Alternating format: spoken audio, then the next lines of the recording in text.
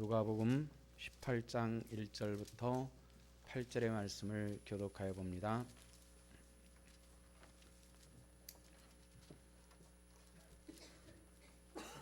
예수께서 그들에게 항상 기도하고 낙심하지 말아야 할 것을 비유로 말씀하여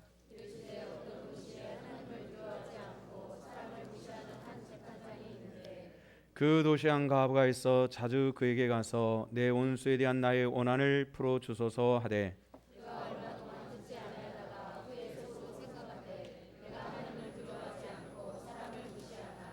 이 과부가 나를 번거롭게 하니 내가 그 원한을 풀어 주리라. 그렇지 않으면 늘 와서 나를 괴롭게 하리라 하였느니라. 하물며 하나님께서 그 밤낮 부르짖는 택하신 자들의 원한을 풀어주지 아니하시겠느냐? 그들에게 오래 참으시겠느냐?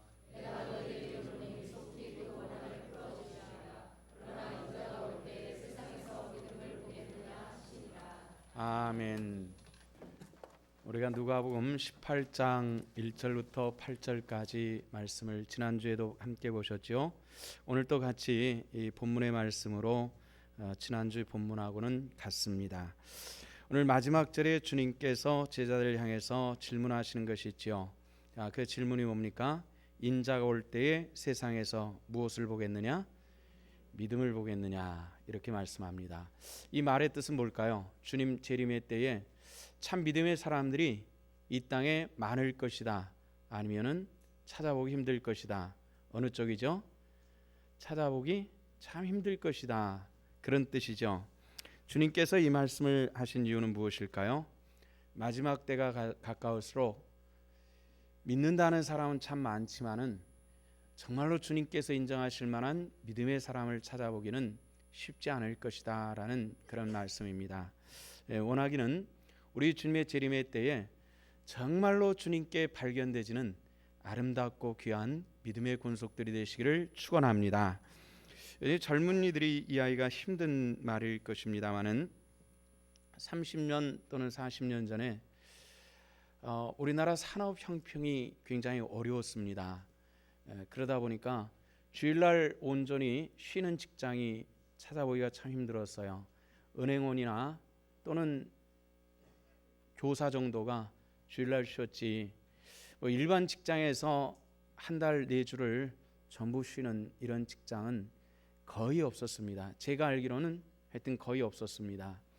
생산직에 근무하시는 분들은 한 달에 2번 정도 쉬는 경우가 보통이었고 심한 경우에는 한 달에 한 번도 쉬지 않고 어떤 경우는 한 달에 한 번 겨우 쉬면서 신앙생활을 해야만 했습니다.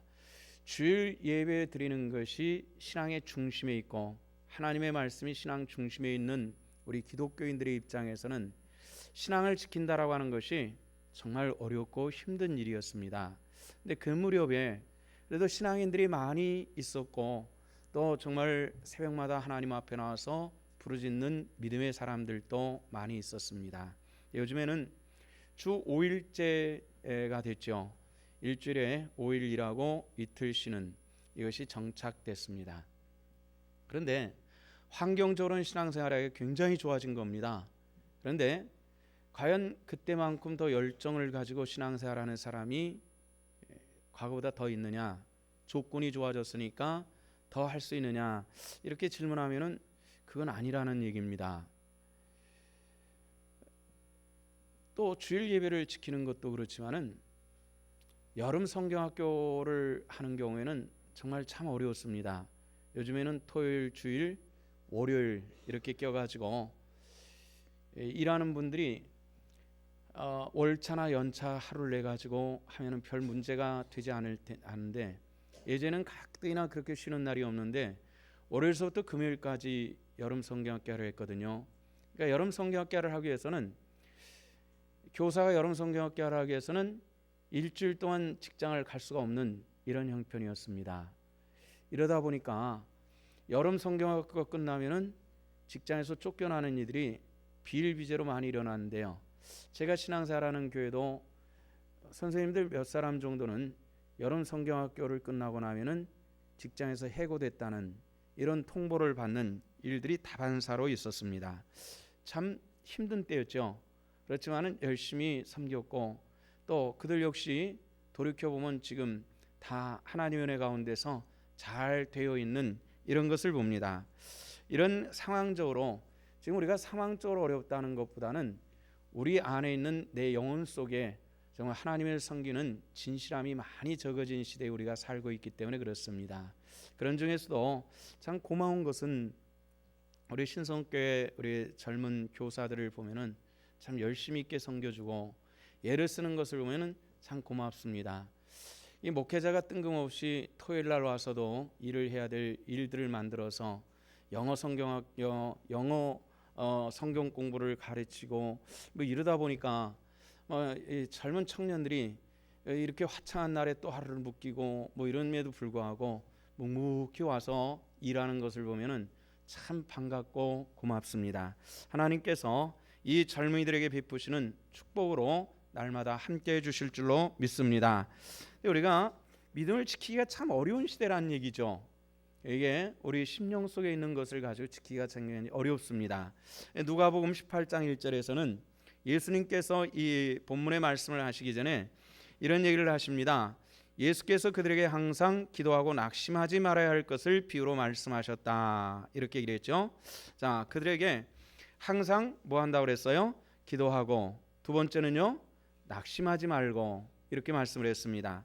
기도하지 않는다는 것은 우리가 믿음으로 실패를 작정하는 거나 다름이 없고, 또 우리가 낙심한다라고 하는 것은 무엇이냐면은 우리 안에 하나님이 없다라고 하는 그런 증거이기 때문에 낭망할 수가 있습니다. 성도 여러분들, 우리 환경이 어떠할지라도 우리와 하나님께서 함께 하심을 믿으시기를 바랍니다. 우화중에 이런 얘기가 있습니다.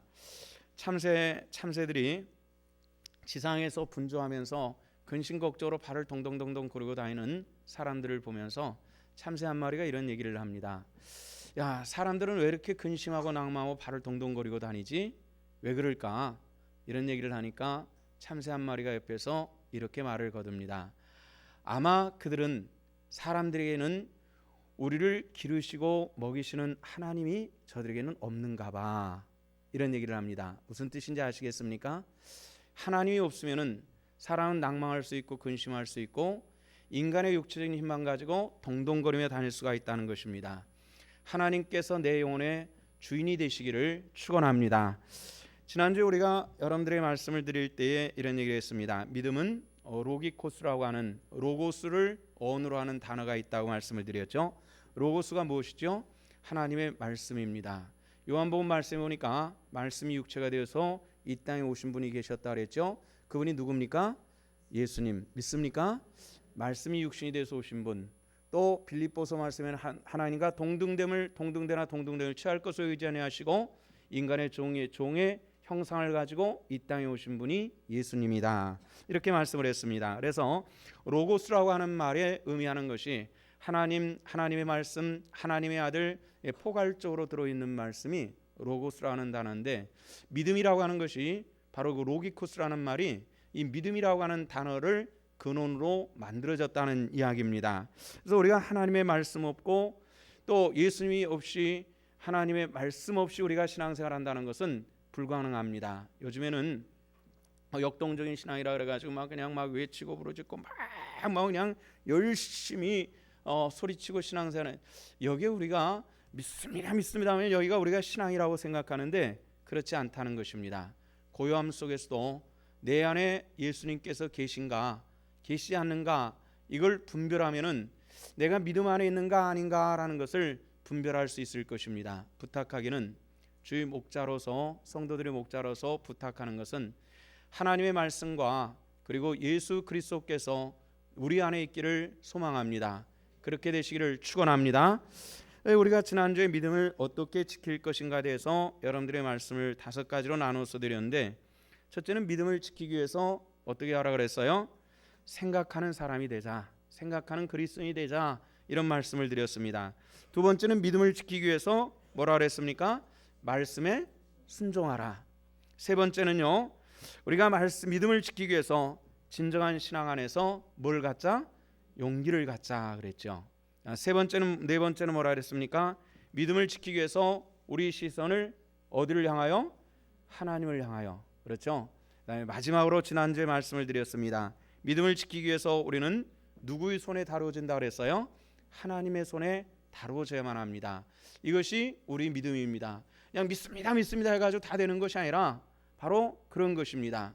진정 우리가 하나님의 말씀에 붙들림 받은 사람, 믿음에 따라 사는 사람들은 그렇다는 얘기입니다. 지난주에 말씀을 다 하지 못해서 오늘 이어서 여러분들에게 또다시 이 믿음을 지킨다고 하는 6가지 내용을 여러분들에게 드리겠습니다. 먼저 우리가 믿음에 무엇보다도 신실성을 더하시기를 부탁을 드립니다. 우리 한번 따라합시다. 믿음의 신실성을 더하자. 그렇게 하시기를 바랍니다. 신앙이라고 하는 단어를 피스티스라는 말을 사용을 했습니다. 이 신앙이라는 말을 피스티스라는 말을 사용했는데 이 피스티스가 또 이렇게 번역이 됩니다. 신실, 이렇게 번역. 그러니까 신앙이라고 하는 말이 신실과 같은 의미로 사용되는 겁니다. 다시 말해서 신앙이 있다고 하는 사람이 그 성품 안에 신실함이 발견되지 않으면 그 신앙은 거짓된 것이라는 것입니다. 물론 우리가 다 신실하지는 못합니다. 여기 있는 저도 마찬가지고요. 거짓됨도 많이 있는 사람입니다. 그러나 우리가 하는 것은 정말 하나님의 은혜와 살기를 매우 갈망하고 있는 것은 사실이죠. 그런데 문제는 정말 하나님의 말씀이 내 안에 왔을 때 이 신실함으로 받아들임이 적은 것이 문제입니다. 신앙인들이 참 좋아하는 성구가 있습니다.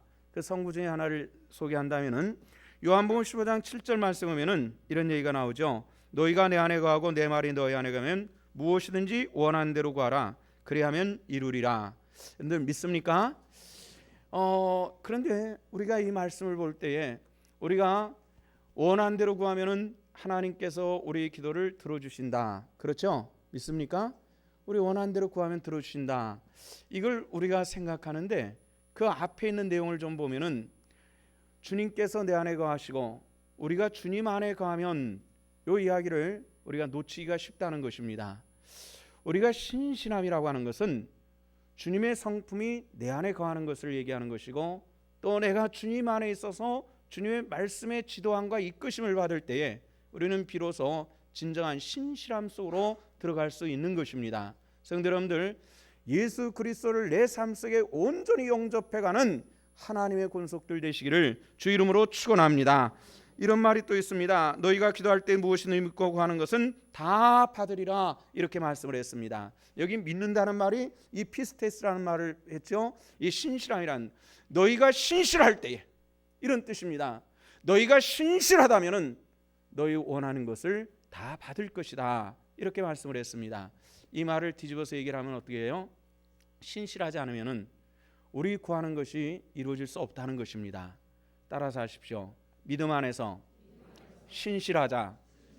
그 신실의 성품을 사모할 수 있기를 주 이름으로 부탁을 드립니다. 우리가 하나님 앞에서 신실한 방법을 찾아야 되는데 예수님께서 마태복음 16장에 이런 말씀을 해주셨습니다.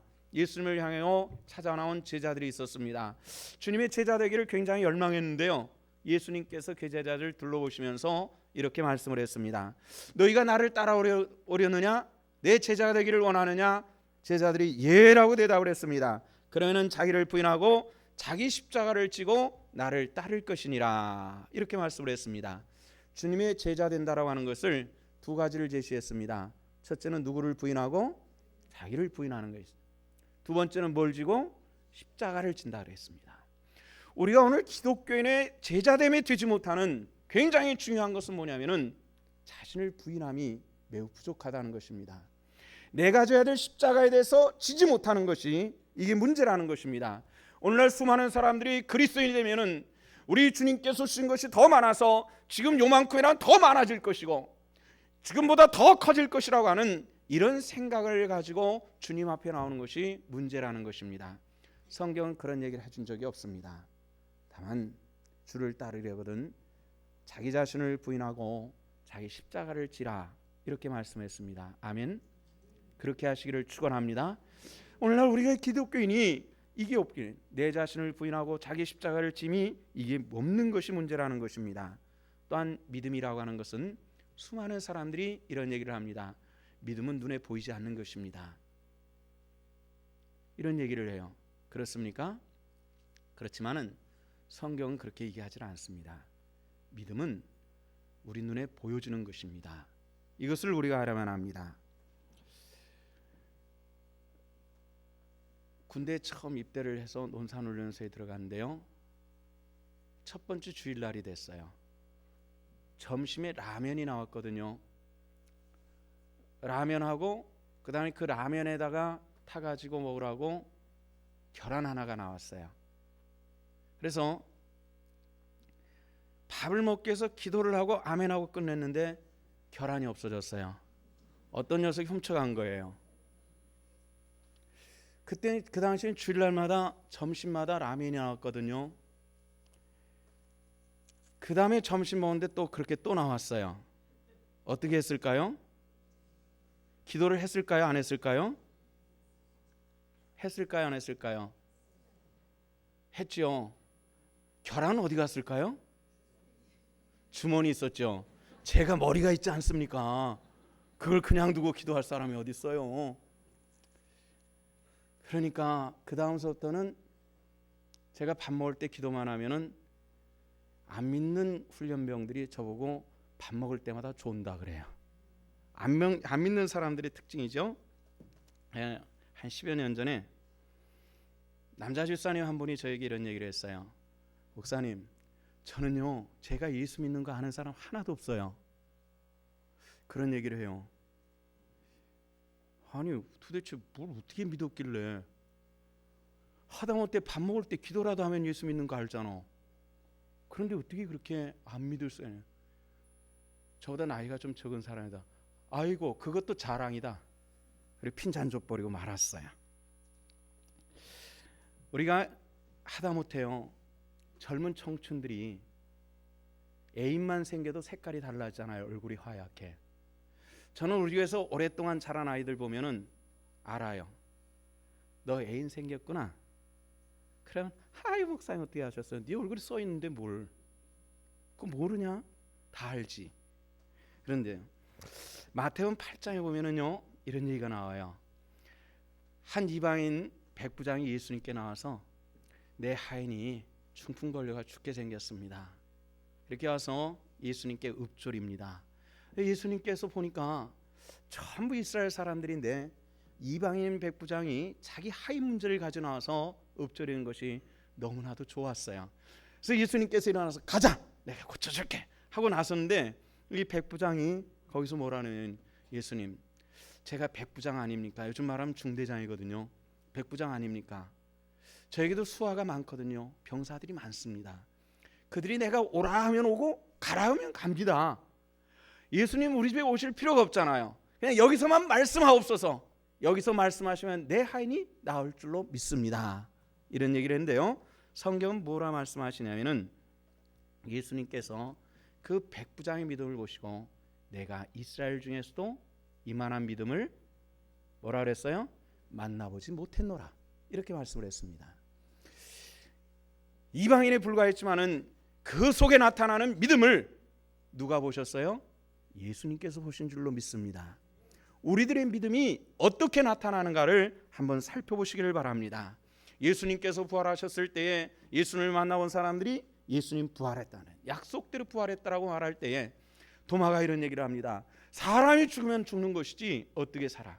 그러면서 그의 창자국과 목자국에 내 손을 놓지 않고는 그를 믿을 수 없다. 이렇게 얘기를 합니다. 예수님께서 오셔서 말씀하시죠. 자, 창자국과 목자국에 네 손을 넣어보고 믿어라. 그러나 보지 못하고 믿는 자는 복되도다. 이렇게 말씀을 했습니다. 그 믿음이 저와 여러분들 속에 있다는 것입니다. 저는 최소한 감사한 것은, 도마보다 감사한 것은, 도마는 보고 믿었지만은 나는 보지 않고도 믿는 이 믿음을 선물로 주신 하나님께 진실로 감사함을 드립니다. 우리가 하나님 안에서 어떤 신앙생활을 하느냐는 굉장히 중요합니다. 많은 사람들이 신앙생활을 참 소란스럽게 하려고 하는 사람들이 있습니다. 우리 교회 오셔서 한 4, 5년 정도 신앙생활을 하신 분들은 우리 신성교회가 참 조용하다 그래요. 무엇을 하든지 조용하게 일을 해나가는데, 정말 우리가 신앙생활 하면서 내가 주님의 이름으로 하면은 성경에 그렇잖아요. 이름도 없이 빛도 없이 내 공로 없이 주의를 하는 거예요. 그러다가 어쩌다가 이 사람들에게 알려주면은 또 그냥 감사한 일이고, 몰라주면 주님께서 하실 테고, 이렇게 신앙생활 했으면 참 좋겠는데 그렇지 않은 사람들이 있어요. 뭘 하면은 내가 그렇게 했거든요. 그러니까 누가 좋아하거든요. 내가 그렇게 했어요. 이걸 굉장히 좋아하는데, 이름 없이 빛도 없이 하는 사람들이 그렇게 했을 때 어쩌다 알려주면 우리는 뭐라 그러죠? 그 사람이 참 믿음대로 했어, 이렇게 얘기를 합니다.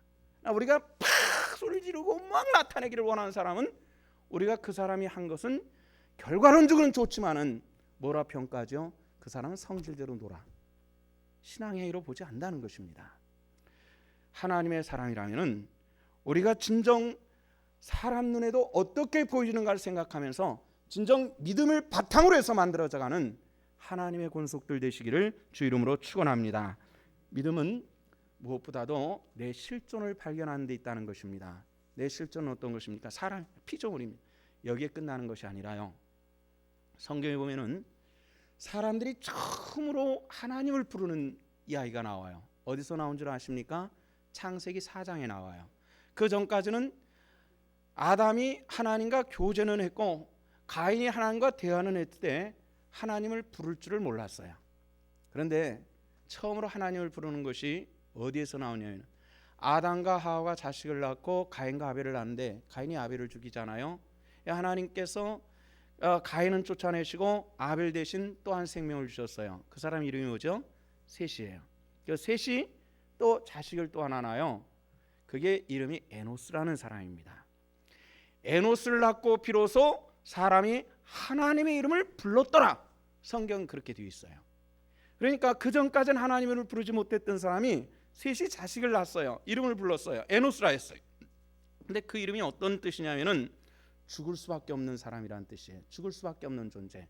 자기 자식을 낳아가지고 이름을 지어주는 것이, 저는 제 아들을 낳아가지고 저희 돌림자가 동자가 되다 보니까 협자를 붙여줬거든요. 의롭다는, 동쪽의 의로운 사람, 이런 뜻으로 이름을 붙여줬어요. 이 돌림자가 동자다. 이름 멋있잖아요. 제가 줬거든요. 이름 멋있게 줬어요. 그런데 자기 자식을 낳아가지고 말이지, 죽을 수밖에 없는 존재라고 이렇게 지어주는 아버지가 어디 있습니까? 일본에서는 자기 아들을 이름을 지어주되 막이라고 지어준 사람이 있더랬는데, 그렇게 이상한 이름이잖아요. 그런데 왜 그랬냐면은 셋은 형이 죽고 또 형은 쫓겨나고 이런 과정들을 부모를 통해서 들으면서 인간의 한계가 무엇인지 알았을 것입니다. 아담과 하와가 인간의 한계를 알지 못해서 선악과를 따먹고 하나님처럼 되려다가 그런 문제가 발생했잖아요. 근데 셋은 알았어요. 자식을 낳았어요. 자식을 낳아가지고 이 아들을 낳고 너는 죽을 수밖에 없는 존재다, 이름을 붙여주는 거예요. 이게 참 이상하죠. 그러나 그 시간서부터 하나님을 부르는 이 백성들이 생겨나기 시작했다는 겁니다. 우리 실존이 어떤 것을 하는 게 굉장히 중요한 거예요. 사람들은 영원히 살 것처럼 아담과 하와 때만 해도 그랬어요. 하나님처럼 될 줄 알아요. 영존하는 존재인 줄 알았어요. 그러나 셋은 알았어요. 사람은 불가분하게 제한된 존재고 죽을 수밖에 없는 존재라는 것을 알 때 그 하나님 앞에 무릎을 꿇고 하나님 부르짖는 그 믿음이 그들 가운데 생겼다는 것입니다. 나는 어떤 존재냐? 죽을 수밖에 없으며 죄로 말미암아 죽었던 나를 살리신 하나님 앞에서 정결함과 겸손함으로 무릎 꿇을 수 있는 그런 하나님의 권속들이 되시기를 주 이름으로 축원합니다. 믿음이라고 하는 것은 그런 의미를 가지고 있어요. 너는 누구냐? 나는 제한된. 그래서 내 실존을 아는 것이 믿음의 굉장히 중요한 바탕이 될 수 있다는 것이죠. 우리는 제한된 존재 아닙니까? 죽을 수도 있고, 사업하면 실패할 수도 있고, 아프면 울부짖을 수도 있고, 이것이 우리 인간의 존재의 실존이라는 겁니다. 그 나의 연약함 속에 들어오신 하나님의 은혜를 찬양하며 사는 이런 믿음의 사람들이 바로 신앙이라는 것을 아시기를 바랍니다. 또한 믿음은 진실로 자기 자신을 사랑할 줄 아는 사람들입니다. 성경에서는 이런 얘기를 한 율법사가 예수님에게 와서 질문합니다. 사람에게 제일 중요한 계명이 뭡니까? 이렇게 질문하죠.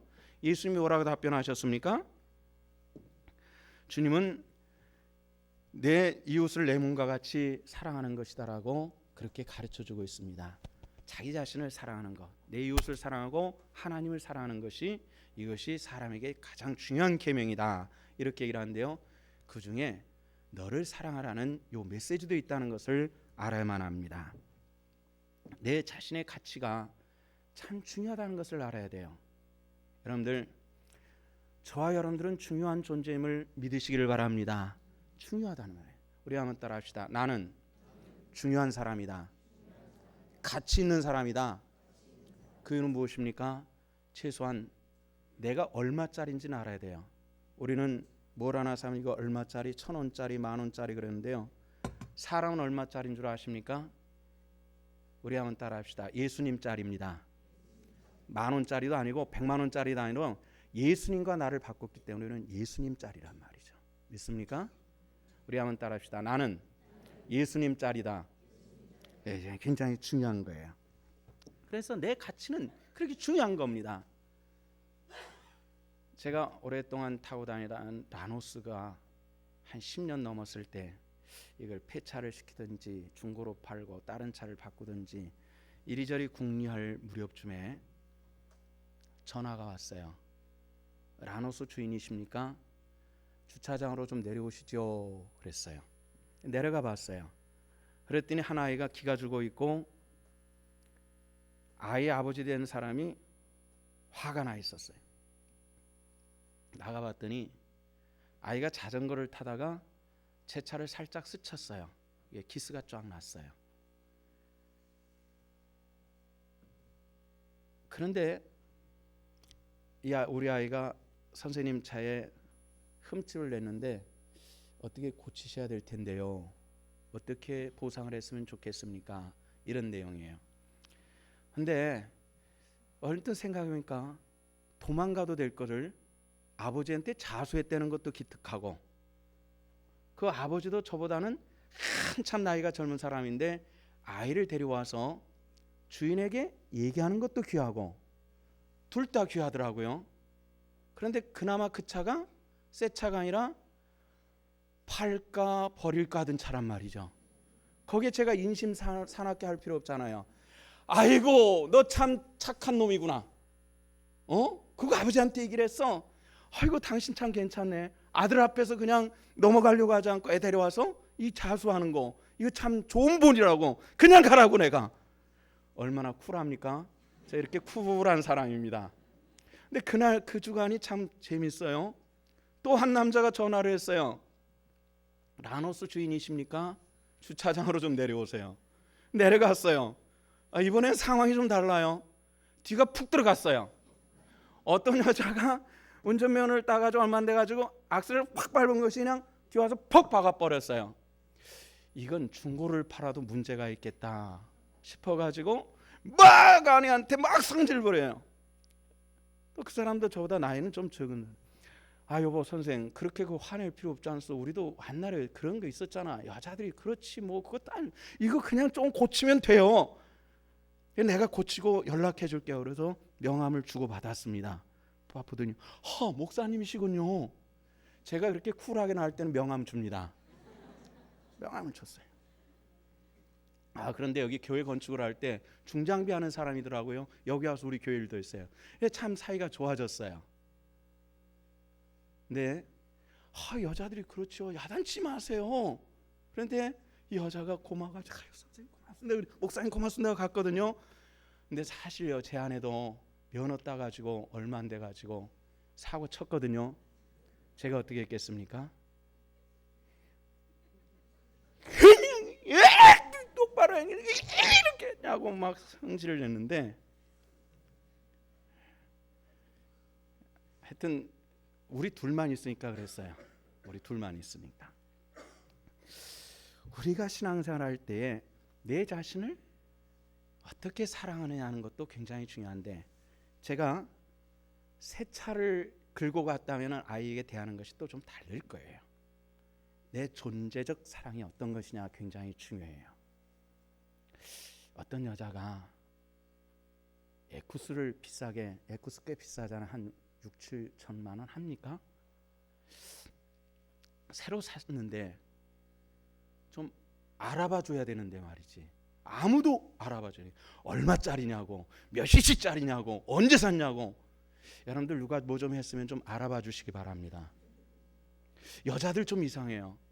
막 이렇게 좀 올리고 왔으면은 이뻐졌다는데 어느 미용실에서 했어? 거기가 더 좋은데 이 자꾸 이러거든요. 그리고 이야기할 필요가 없어요. 아니 돼요. 안 돼요. 근데 아무도 안 알아주는데 신호가 딱 걸렸는데 옆에 티코가 있어서 티코에 가서 딱 됐어요. 자랑하고 싶어가지고 문을 열어가지고 티코에 탄 여자한테 물어봐요. 그 티코는 얼마짜리예요? 에쿠스 탄 사람이 그러면 이게 뭘 하자는 얘기예요. 그래서 티코 탄 여자 그냥 말 안 하고 샥 갔어요. 다음 신호등이 또 걸려요. 또 옆에 가가지고 티코 얼마짜리냐니까 물어봤어요. 뭐라 그랬겠어요?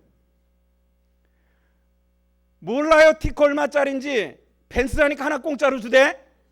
그랬대요. 이 사람들이요, 자기 자신을 나타내고 어떻게 나타내는지 굉장히 중요한데요.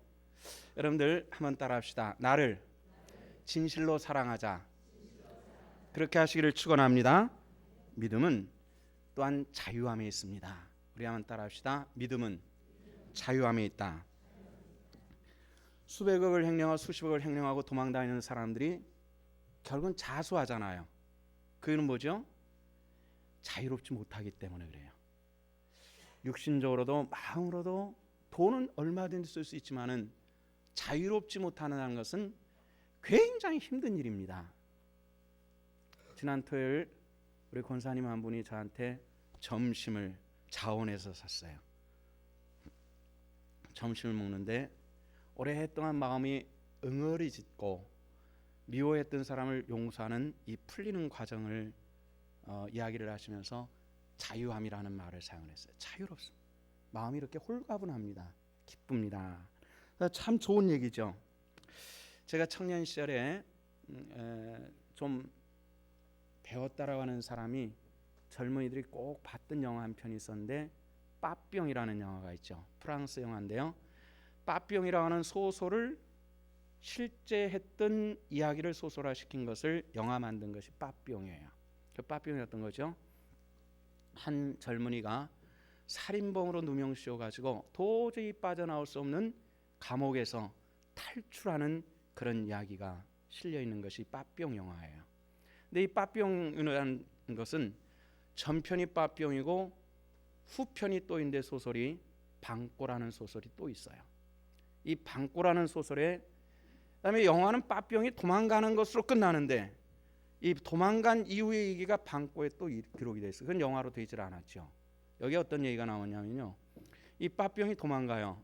그래서 프랑스로 가는 것이 아니라 남미 가까운 곳에 이 무인도 아주 빠져나올 수 없는 감옥이 있었기 때문에 가까운 남미에 가서 온갖 일을 하면서 돈을 많이 벌어요. 그리고 이 범죄의 그 기한이 찬 그 뭐죠? 그 기간이 끝나요. 그래서 프랑스로 돌아가죠. 뭘 하기 위해서 돌아갔을까요?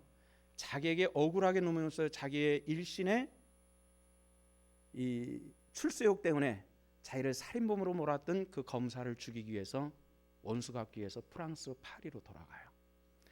온갖 준비를 하고 그 검사가 어디에 살고 뭘 하고 있으며 어떻게 범죄의 모든 것을 리허설을 하면서 준비를 다 해요. 어느 날 밤에 드디어 이 검사를 죽이기 위해서 가는데 마침 그 길목에 자기가 알지 못하는 살인 사건이 있고 죽은 자가 누군지도 모르고 죽인 자가 누군지도 모르는 그 살인 사건에 연루돼서 자기가 그렇게 고생했던 바로 그 자리를 지나가는 거죠. 그러면서 문득 서서 생각하는 것이 이런 내용이에요. 누가 죽었는지, 왜 죽었는지, 누가 죽였는지 모르는데 난 이 사건으로 인해서 그 검사의 출세욕 때문에 나는 이 엄청난 고생을 했는데, 만약에 이내가 이 나이가 많이 들어서, 그 검사도 나이 들고 자기도 나이 많이 들었는데 이 인생에 말년해서 내가 그를 죽음을 통해서 얻을 수 있는 결과는 뭘까? 오히려 또 알지 못하는, 왜 이런 일이 있지 알지 못하는 수많은 사람들에게 슬픔과 괴로움과 탄식을 주는 것으로 끝날 수 있을 텐데, 그러면서 거기에서 무기를 버리고 다시 처소로 돌아와요. 그때 한 얘기가 나는 자유함을 얻었다. 진정한 자유함은 마귀 섬에서 탈출한 것이 아니라 나는 내가 용서함을 통해서 나는 내 자신으로부터 자유함을 얻었다라는 선언이에요. 예수를 믿으십니까? 믿습니까 여러분들? 예수를 믿으십니까?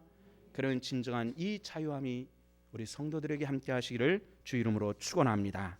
이것이 없이는 우리가 진정한 믿음의 사람으로라고 말할 수 없기 때문에 그렇습니다. 우리 한번 따라합시다. 믿음은 나로부터 자유합니다. 그렇게 하시기를 바랍니다. 마지막으로 믿음은 삶의 현장에 있는 것입니다. 70년대 말 80년대 중반까지 한 10여 년 동안 전 세계의 기독교 지도자들이 엄청나게 많은 사람들이 한국 방문을 했습니다. 그 이유는 무엇입니까? 100년이라는 짧은 기독교 역사 속에서 이 엄청난 것을 이뤄낸 한국 기독교에 대해서 벤치마킹을 하기 위해서 찾아온 것이죠. 그들이 한국에 머무는 동안 놀랐습니다. 좀 높은 곳에 가면 붉은 십자가 숲을 이루는 이 엄청난 결과에 대해서 놀랐는데, 그들이 돌아갈 때는 한국은 진정한 기독교가 없다라고 얘기를 많은 사람들이 했다고 합니다. 그는 무엇입니까? 기독교의 문화가 없는 것입니다.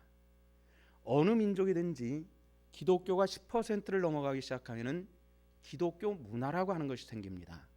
로마의 기독교 문화가 생기기 시작했던 것은 불과 2%의 기독교인을 가지고 기독교 문화를 만드는 것인데, 한국 기독교가 20%를 가지면서도 어느 곳에 있어도 이 나라가 기독교인들이 있다고 하는 영향력 있는 것을 교회 외에는 찾아볼 수 없더라는 것입니다. 여기 문제를 제기를 하면서 한국에는 진정한 기독교는 아직 없다, 이런 얘기를 했다고 합니다. 교회 안에만 갇혀있는 믿음은 진정한 믿음이 아닙니다. 여러분들의 삶으로 가져가시기를 축원합니다. 가정에서, 여러분들의 직장에서, 여러분들의 동네에서, 여러분들의 가족 중에서 예수 그리스도의 향기를 나타낼 수 있는 이 영적인 사람들이 되시기를 축원합니다. 한국교회에 실제로 있었던 일 하나를 소개를 합니다. 예전에는 한국에 부흥회가 많았죠. 대부분의 교회들이 1년에 한두 차례 정도는 부흥회를 했었는데요. 한 교회에서 부흥회를 하는데 입구의 문을 열면서 한 여자가 들어옵니다. 많은 사람들이 은혜를 받는 시간에 가운데 통로를 통해서 강단 앞까지 곧바로 나오는데 머리에는 보따리 하나를 이고 나오는 거예요. 이불 보따리입니다. 사람들이 저 사람 뭐야 하다가 보니까 강단까지 왔는데 저 여자 뭐야 하는데 그래서 보따리를 풀러가지고 이불을 착 피는 겁니다. 교회 중진들이 나와가지고 막 데리고 나가는데 이 여자가 부르짖는 소리가, 저기 설교하는 저 사람이 내 남편이요, 이런 얘기입니다. 여기 와서 설교를 들어오니까 정말 천국 같대. 그런데 집에는 지옥이에요. 목사 얘기를 해서 죄송합니다. 제가 목사니까 할 수 있는 얘기죠. 실제로 있었던 얘기입니다. 이게 기독교라면 안 되지 않습니까? 우리들의 삶 속에서 예수 그리스도의 향기가 나타나시기를 축원합니다. 이것을 내 자식이 배울 것이고 내 손자가 배울 것이고 이것이 내 삶에, 내 집안에 하나님의 영광의 일들이 나타나질 줄로 믿습니다. 우리는 신실한 믿음의 사람으로 어떻게 살아야 될 것인가? 오늘 우리는 수많은 사람들이 소란하게 기독교임을 나타내는 것이 기독교인이라고 생각합니다. 요즘에 대한민국에 세상에서 안 해지는 전도의 방식이 어디 있습니까? 뭐 고구마 전도니 뭐니 뭐 시금치 전도니 뭐 온갖 것들이 다 있는데 오늘 뭡니까? 좀 우리 자신 모든 것들을 좀 내려놓고 내 자신까지 부인하고 십자가를 지고 따르라는 주님의 말씀이 의미하는 바가 무엇인가 다시 한번 살펴보면서 주님 앞에 진실한 믿음으로 신실함으로 살아가는 하나님의 권속들 되시기를 축원합니다. 믿음이란, 오늘 다시 한번 여러분들이 정의를 말씀드린 믿음이란, 첫째는 뭐라 그랬어요? 신실함이 있다 그랬습니다. 두 번째는 믿음이란 눈에 보여지는 것이라 그랬습니다. 세 번째는 뭐죠? 믿음은 내가 어떤 존재인지 내 실존을 발견하는 것이라 그랬습니다. 네 번째는 뭐라 그랬어요? 자신을 진실로 사랑할 줄 아는 것이라 그랬죠. 다섯 번째는요, 나로부터 자유하는 것입니다. 여섯 번째는 뭐죠? 삶의 현장에 믿음이 있어야 되는 것입니다. 그렇습니까? 그렇다면 우리 저와 여러분들이 삶 현장에서 예수 그리스도를 나타내 승리하시기를 주님의 이름으로 축원합니다. 기도하시겠습니다. 하나님 은혜를 감사합니다. 오늘 또 저희 권속들이 주께 예비하며 하나님의 말씀을 들었습니다. 주님 오셔서 믿음의 사람을 찾을 때 우리 신성의 권속들이 다 발견되게 하여 주시옵소서. 예수님 이름 받들어 기도하옵나이다. 아멘. 찬송합니다. 찬송